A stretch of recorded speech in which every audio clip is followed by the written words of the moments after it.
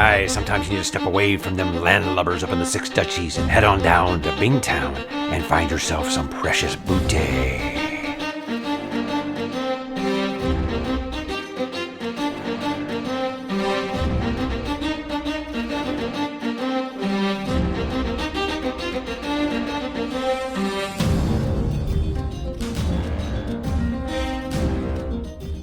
Hey, what's up, bookworms and hobnobbers? Mike back finally to talk some more Realm of the Elderlings. Today, guys, we'll be dipping into book 1 of the Liveship Traders trilogy. This is, of course, Ship of Magic by the First Lady of Epic Fantasy, Ms. RObin Hobb. Guys, long time coming. I never meant to stay away from this universe as long as I did. I know I've kind of got that reputation now as someone who hated the Farseer trilogy.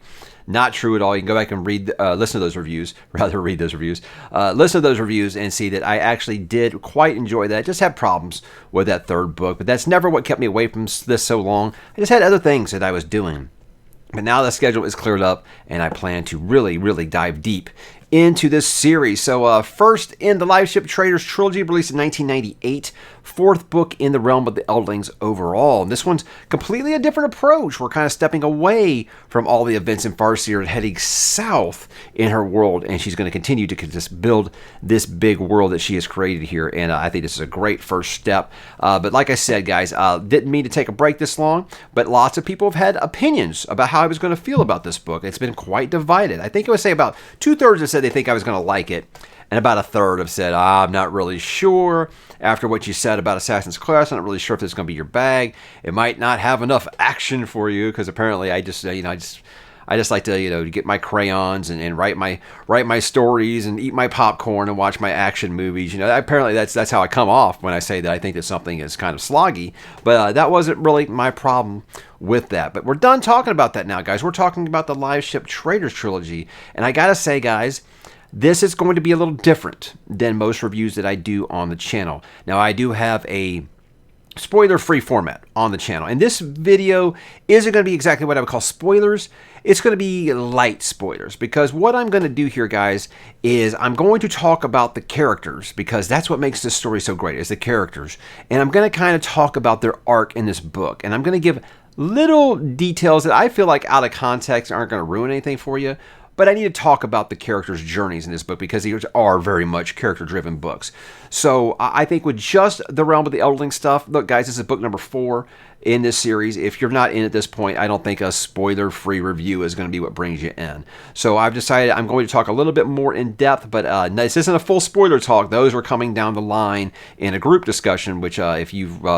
by the time this video releases, I will have hopefully disclosed that information about the spoiler panels that I've put together. But yeah, I'm very excited to do that. But I just want to let you guys know up front that this probably have a little bit more spoilers than usual, so you have been warned. But again, I'm never going to ruin the major plots for you, because I want you to experience them on your own. But guys, this is Ship of Magic. Let's go ahead and begin like usual with what is this book about? Now, Bingtown is a hub of exotic trade and home to a merchant nobility famed for its live ships, rare vessels carved from wizardwood, which ripens magically into sentient awareness. Now, the fortune of one of Bingtown's oldest families rests on the newly awakened live ship Vivacia. For Althea Vestra, the ship is her rightful legacy, and for Althea's young nephew, wrenched from his religious studies and forced to serve aboard the ship, the Vivacia is a life sentence. But the fate of the ship and the Vestrits may ultimately lie in the hands of an outsider, the ruthless buccaneer, Captain Kennett, who plans to seize power over the Pirate Isles by capturing a live ship and bending it to his will. Guys, that takes us all the way back to 1998, book 1 of Liveship Traders. This is Ship of Magic. I'm very excited to talk about this, guys, because cat out of the bag. I like this book a lot, and we're going to talk about why. This begins, guys, with what makes it good or bad, starting with the good, guys. You're going to hear this a lot, I think, when I talk about RObin Hobb. Her character work is just superb. It is divine, this book. It is better than it was in the Farseer trilogy. And that's not saying much lightly, because I liked her character work in the Farseer trilogy. It's my favorite part of the whole thing.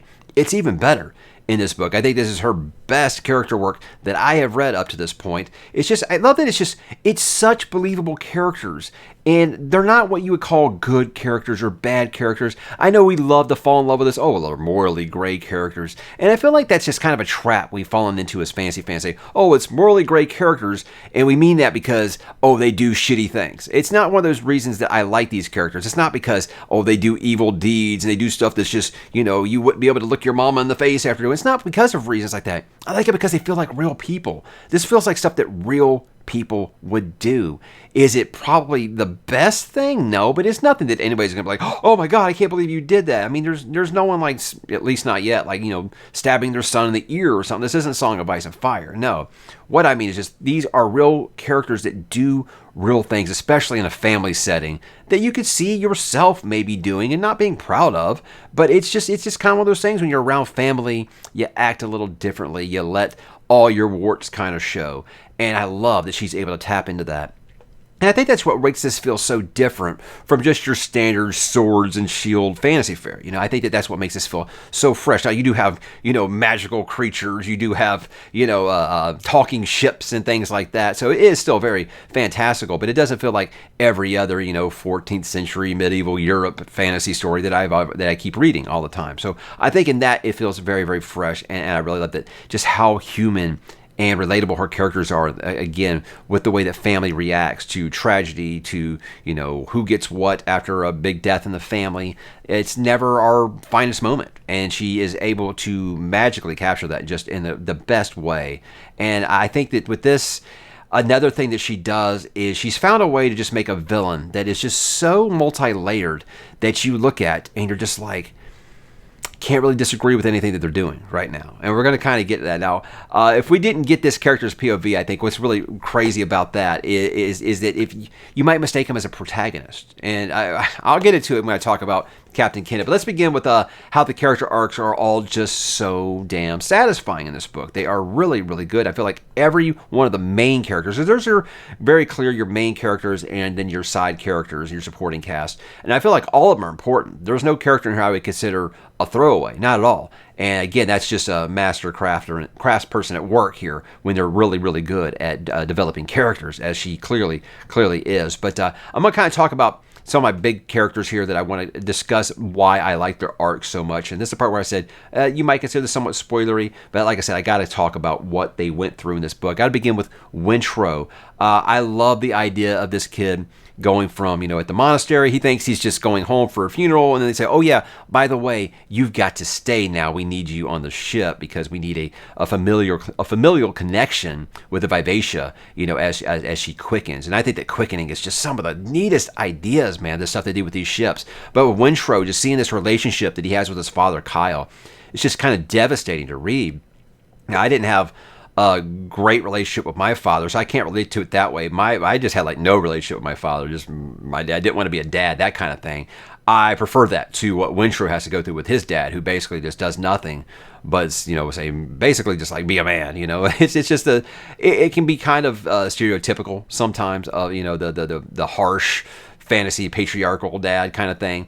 But unlike with Regal in Farseer, I never feel like it's a mustache rolling thing. But I'll talk about when I talk about Kyle here in a second. But with Wintrow, I love him in this story. The journey that he goes through, he does not want to be on the ship. He does very much see it.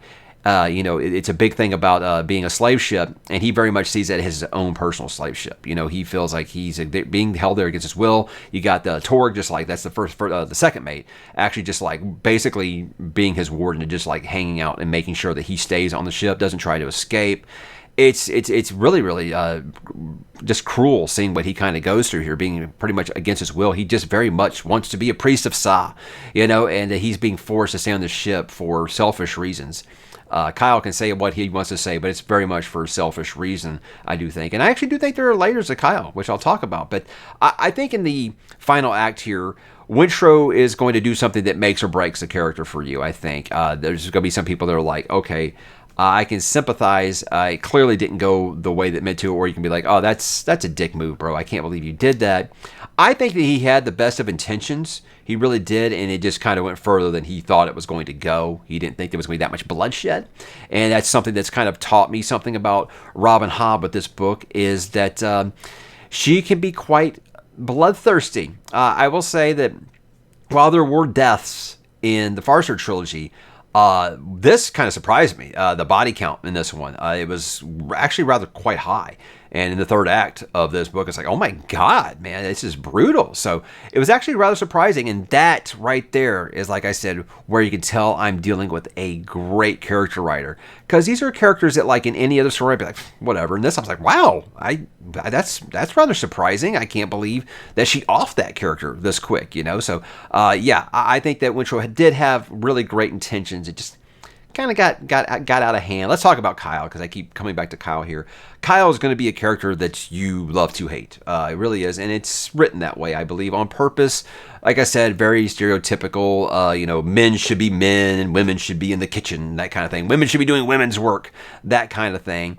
And I forget, is it Chalcidian? I don't know how to say I don't audio, guys, so I'm still learning some of these things. That apparently they kind of live in that time period where you can see that a lot of places are very more progressive, more modern, and women have a place in their society as more than just, you know, stay home and take care of babies and make sure that the house is kept up.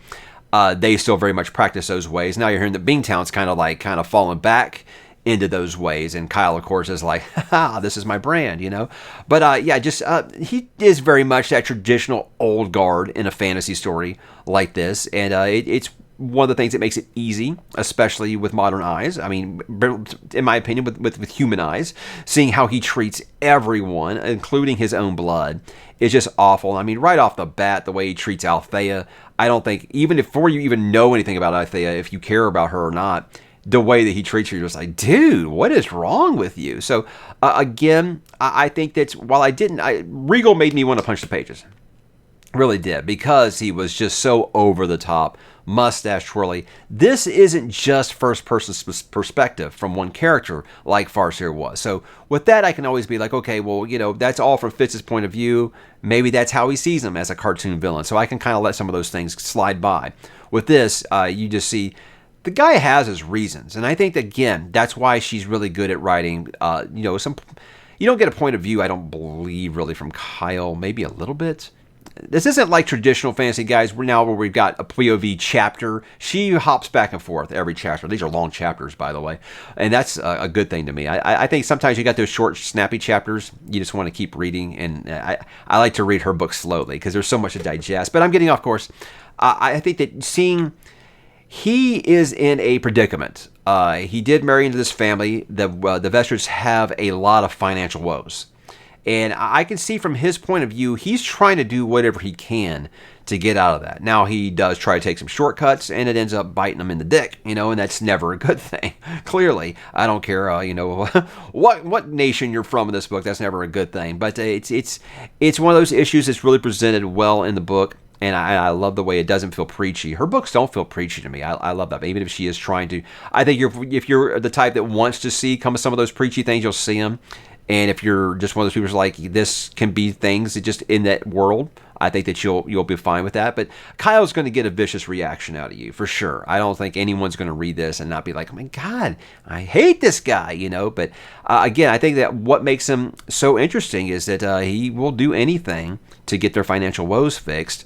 And it makes you see, okay, yeah, he may not have the best optics in the way he goes about it, but I get why he's trying to do what he's trying to do. He is trying to save that family. So, you know, you're still going to hate him. But again, I think that she does have that little shed of light on why he's doing what he's doing. Let's talk about Althea here. I think she probably has the biggest arc in this book. I wanted to go Wintrow, but with her, I think where she starts in, you know, chapter 1 or 2 and where she ends at the very end, quite a different character. Something you'll hear us talk about in fantasy these days is characters that don't struggle. Characters who just, everything just magically works out for them. And I hate that. I need my characters, I don't need them to be bumbling idiots. And that's not what I'm saying.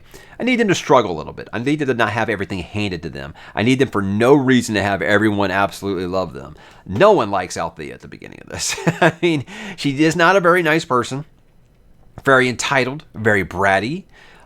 She has reasons to be upset. She thought that the Vivacia was going to be her birthright, and when it goes to, you know, her older sister, she's feeling some kind of way about it, you know. And I get that. I get where she's coming from. She's like, but you don't even care about the ship. I do. This is the only thing I want in the world. But she does kind of come off as an entitled brat. Now, what I do like about her journey in this is she goes out and she earns it. She goes out and she's like, okay, look, I'm going to get knocked down. Everyone's pissed at me. I've done dumb things. I've said stupid shit. It's easy to see why everyone's pissed at her.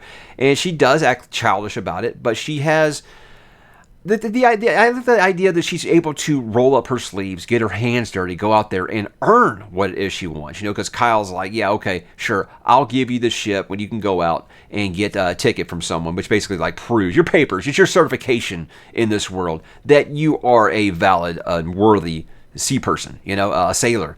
And she goes out there and she does it. You know, she gets screwed over a couple times, but she doesn't let that get her down. She keeps working for it. And for me, guys, I love a character that works hard. And no matter if their personality is not the best, if they make, you know, they make ugly tweets, but they're a really hard worker, I'm there for them. I will root for that character. And she does take, I mean, look, Althea still does say stuff that I'm like, so strangle you, you know, like you're one of my kids.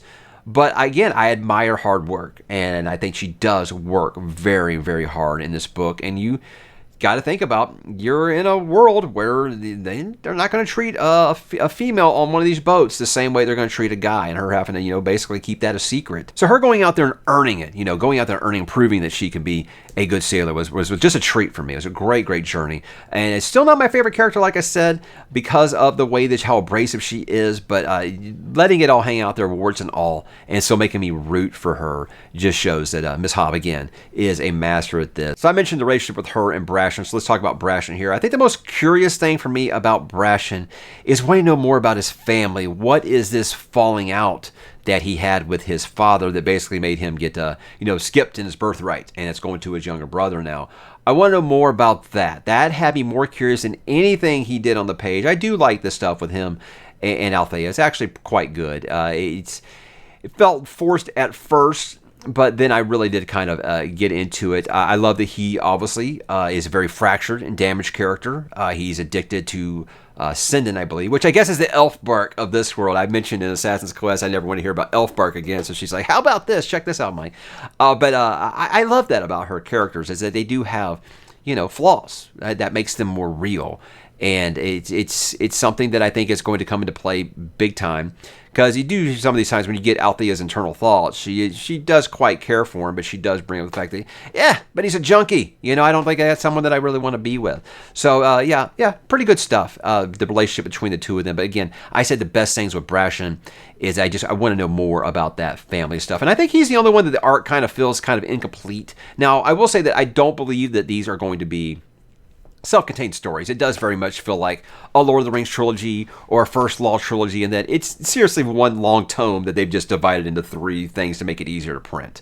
I do feel like the other ones have a full kind of arc in this first book, but Brashen just kind of leaves you hanging there towards the end of this book. So I'm anxious to see what's going to happen with him in the next one, where he's going to go, because he really, I don't know. I don't feel like I could say exactly what it was he did in this book besides set up things that are going to be happening in books 2 or 3. But I'm curious, like I said, to see what's going on with his family, because that's some stuff that I'm really, really interested in. But yeah, he's definitely that rogue kind of heart of gold character that I think we're going to see some things in the future. But definitely felt like a kind of an unfinished arc. But got to talk about, for me, the star of this book, that is Captain Kennett.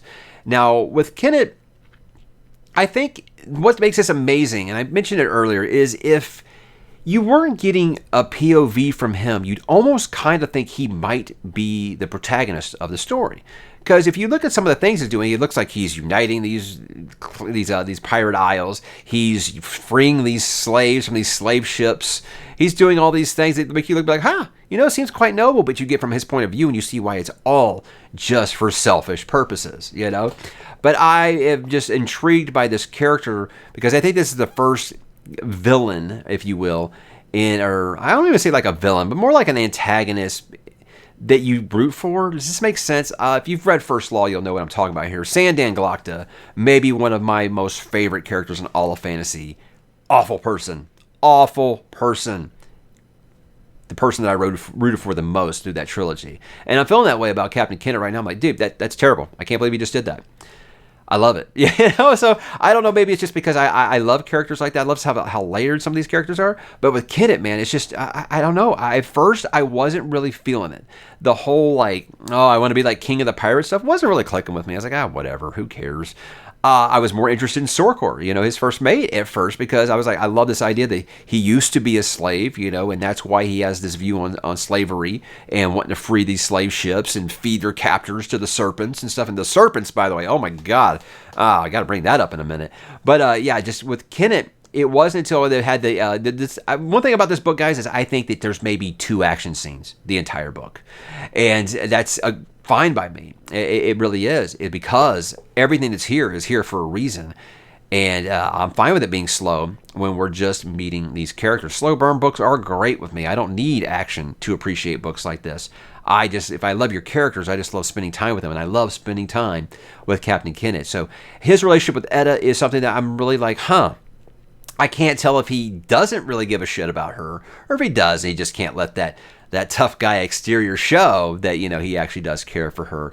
But, the fact that he does actually take her out of that whorehouse and take her on the ship with him, to me says, okay, yeah, it's more than just, what you think. But I'm curious to see how that relationship develops in book number 2. But with this one, just everything about him, I'm just intrigued with. After that fight in the brothel, everything that he did, I'm just completely enamored with. I want to know what his plans are.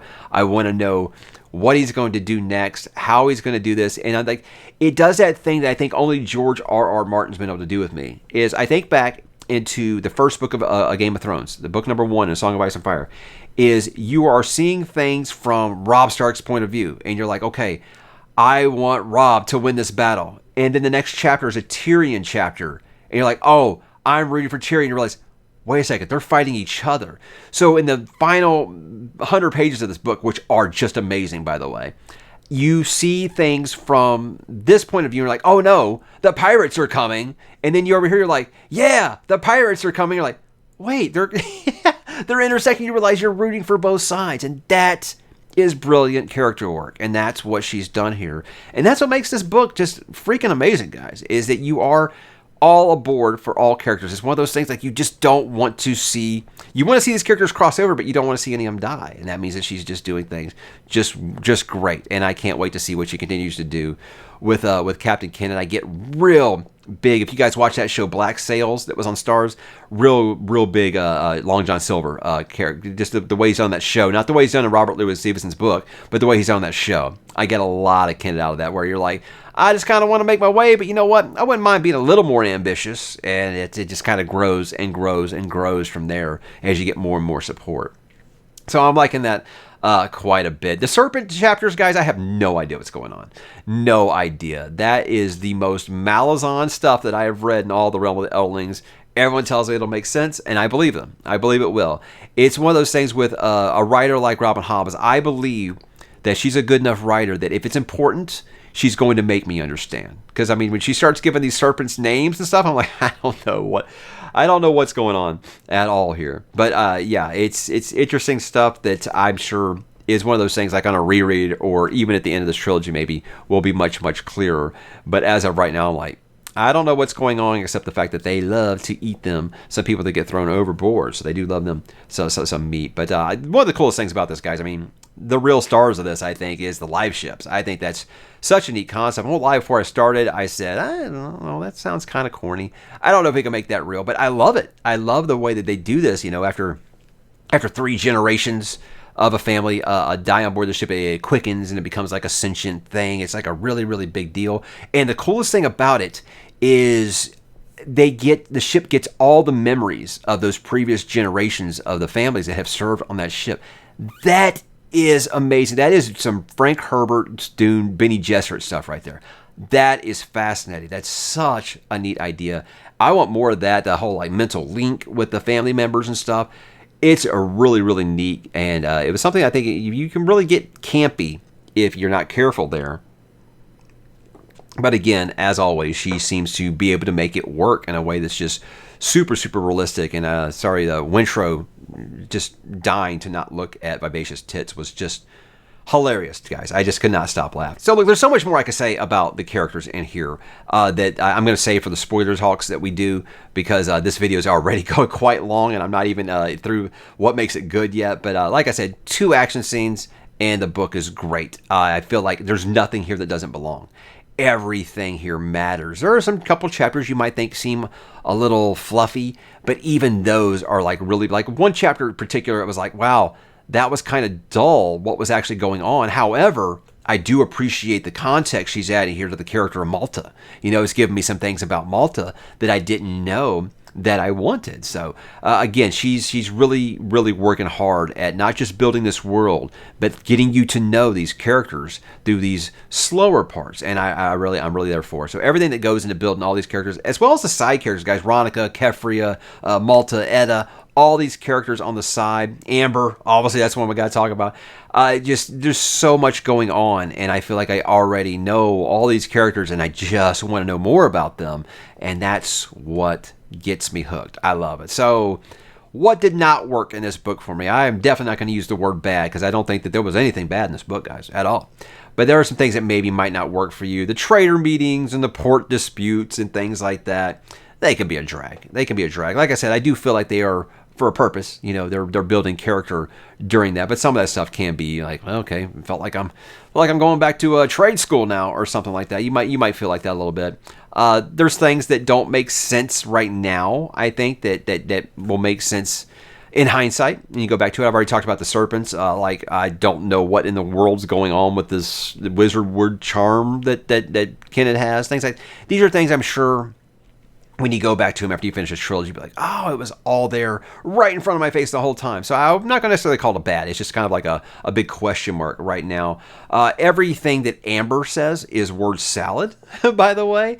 And I can't say this spoiler out loud because I don't want people to do this. Let's just say the big mystery about Amber, figured it out. I had it confirmed. But I was talking to Madison Goodyear after we did our House of the Dragon live stream, and I told her my theory, and she couldn't hide her reaction that I was right. And I was like, oh my god. And it was such a stupid way that I actually figured it out. I'll talk about it when we do the spoiler discussions, but yeah, it was a lucky guess on my behalf, but it hasn't ruined anything, that's for sure. I'm actually more intrigued that I have figured that out. And I think maybe the paranoia about, you know, crew members always wanting to overthrow you. Look, mutiny is a big deal on any ship, you know, so I get that has to be there.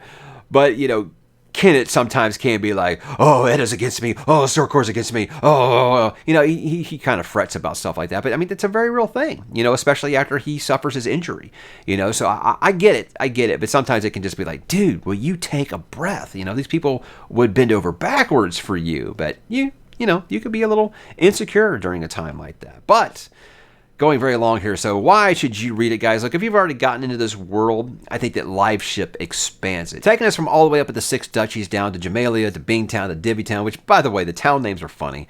By the way, I was waiting for one to just be called like Clown Town or something like that, but that doesn't take away from it. But it's really cool that she is expanding the world. It made me actually finally get out a map and look at it, you know. And I've always said, look, as a fantasy fan, I do want my fantasy books to have maps in the beginning, but I hardly ever like track them. If it's not like Lord of the Rings or Westeros, I think I did it with Faithful and the Fallen too, and I think Brian Lee Durfee's series, I've actually started following the map a little bit. I rarely ever get out the map and study it, and this one actually started making me look at it. It kind of funny is, I'm such a bad cartologist that I was like, oh wow, I had Jamalia and Bingtown actually flipped, you know, they're this way. But again, these are fun things to do. So yeah, if you want her to continue to build this world, she's definitely doing that. Question I've been getting a lot, and as much as it's going to make my homeboy Bald Booktuber Scott cringe, I've had a lot of people ask me, hey, I haven't read Farseer, can I start here? Here's my answer. You can read this trilogy, and this is going off of one book. I might be wrong how much it connects, but as of right now, I'm going to say You can read this on its own, this trilogy on its own. You don't have to read Farseer to understand this trilogy. However, can I start here and then keep going? No, you're not going to understand the next Fitz trilogy if you haven't read the first Fitz trilogy. So if you want to read just this trilogy, I think so. Outside of Easter eggs, they've mentioned like the Red Raiders and things like that. I think they've mentioned the Six Duchies, and another thing that kind of led me to some hints about a certain character. So it's things that you will catch if you read Farseer, but you won't ever once be lost with this story if you haven't read Farseer. So I think there's that. So yeah, it's a well-written book, guys. Complex, great characters. And like I said, when I say gray, it's just because they're just real people. It's not because they do evil deeds or they're just shitty for no reason. And it's just like, at its roots, it's a family story. And that's something I think makes it to sometimes not even feel like fantasy. And it's amazing that you can do that in a story where there's, water dragons or something outside of talking pirate ships. It's amazing that she's able to do that to make it feel like it's very much a family drama. And, there just happens to be, talking boats. It's amazing, guys. It really is. So it's just all the things that I will always love in fantasy.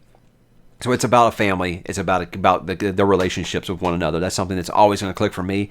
And if it clicks for you, I think you're going to enjoy this quite a bit. So final thoughts, guys. If you can't tell, I loved this book. Besides Assassin's Apprentice, I will say this is my favorite Realm of the Eldlings book yet. For me, I know a lot of people are like, what are you talking about, Assassin's? I loved Assassin's Apprentice, guys. I love the coming-of-age story. That's my favorite subgenre in all of fiction. So the fact that she did that in a great character study like she did with young Fitz, I loved it. So yes, Assassin's Apprentice is still my favorite, but this is right behind it. It is nipping at its heels. And I feel like it has everything that I want in a character-driven book. I got my character, I got my coming-of-age story with Wintrow. I got my hard work pays off story with Althea. I got my incredibly complex villain whose motives you can actually understand in Kenneth. I got my question of succession with Kefria and Althea. These are things that I love, not just in fantasy, but in fiction. And she's able to give me all of that in one nice, shiny package. She's amazing, guys. She really is. And I haven't even talked about how great her writing style is, like her prose. Amazing. It really is. So, I know every one of these reviews I'm going to talk about her prose, I'm going to talk about her character work. I can tell already because she's just really that good. And I'm not a prose snob at all. So I always say when I notice it, man, someone is really working with a magical pen, and she does seem to have one of those. So as for the nautical thing, that's the big question. Mike, I know you do say you don't like nautical books. Did it bother me? Absolutely not, guys. Do you know why? Because I love Treasure Island. I love Treasure Island. This book, way more Treasure Island. You know what I don't love? Moby Dick. I don't like hearing about port and starboard and make sure you tie that knot right and them black dark waves. This book, tons of Treasure Island. Very little Moby Dick. So that's what it is working for me. So this really does, like I said, guys, it does feel like a very much a family story with, sometimes there's some ocean stuff in the background. That's kind of how I feel about it so far. So, guys, this is a wonderful book. Probably one of my top 10 books I've read this year so far, rather easily. I can't wait to continue it. I'm recording this before I start Madship because I didn't want it to influence how I felt about book number 1, not knowing how book number 2 kicks off. So I'll actually probably be releasing this a little later than after I record it because I haven't even recorded my thing about my spoiler panel yet. But guys, I'm excited to return to this world. If you can't tell, this is one of the longer reviews I've done in a while. I think expanding it to spoiler light is going to do that, but maybe the next one will be a little shorter. But if you've hung around this long, I do appreciate it, and I'm excited to continue going with this. There's lots of people talking about these books on the Discord right now, and I'm excited to be a part of it and finally getting back in this world. I'm so excited to continue, guys. And thanks for watching. Let me know what you think about Ship of Magic, and I'd love to talk to you down below. Please no spoilers after Ship of Magic because I don't want to know about them. So there we go, guys. So hit me down below and I will talk to you there.